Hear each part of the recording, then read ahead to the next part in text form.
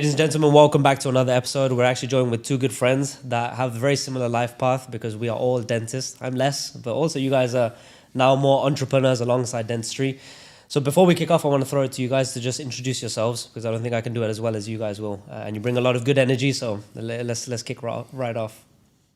Dr. Hussain, Dr. Hassan, the twin dentists, pioneering UK dentistry. We think outside the box. We live every day as if it's our last. And we're on a journey towards making £1 billion. I just saw on your phone, one of your phones, as you had it on, there was a screenshot of $150 million. £150,000. £150,000. So that's okay. our target for daily revenue. Daily revenue? Yes. Okay. And that's within how long? What kind of a time frame are you looking to hit that number? Within the next few months. So it's been on my lock screen for the last 2 months, I'd say. And it's crazy because every month we progressed closer and closer towards that number. No, from our discussions today, you're definitely well on your way, both of you. Definitely. And that's where visualization comes in. If you want something really badly, it needs to be somewhere where you can see it every single day, because you'll actually find yourself doing things subconsciously without you knowing that will help you towards that goal. When we first put that wallpaper, the number on the screensaver of our phones, 150K, because I have it also on my phone, it seemed like a massive number. Now it seems like something that's very achievable, and we're actually not that far off, to be honest. So before we talk about how we're going to get to that number, let's rewind back to get to this point, because your journey was you're both normal university students, you know, hustling away with exams, going to the gym, trying to keep up with your religion as well. I remember back in the vlog days that you were doing. Talk to me about those beginning days that led to what you both achieved today. Yeah, I'd say it's been a hell of a journey so far. It's been a beautiful journey. Lots of ups and downs, lots of beautiful moments, lots of wins, lots of losses. But they really have shaped us into who we are today. And we still are learning. We're still going for our journey. And to be honest, every single day is getting more and more exciting. We were saying a few days ago that the past 3 weeks have probably been some of the most exciting weeks of our whole life, because it just seems like finally we're going downhill now. Things are easier. It's fun. It's no longer a trial every other day.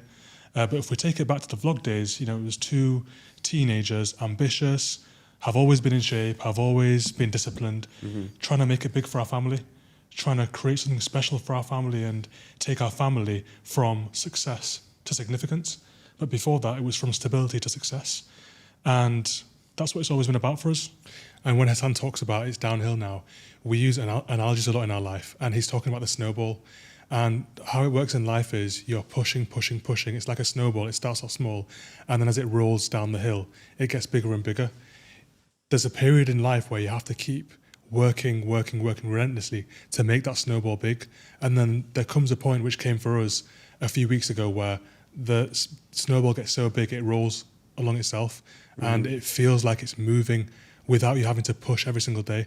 And it's almost a relief. It was like 3 weeks ago, we hit a record month, and it was like, oh, Hassan, I was actually feeling filled with so much adrenaline. I felt like a little bit high, almost in the office. And I said to her, I don't feel high before. I was like, you don't be smoking anything, have you?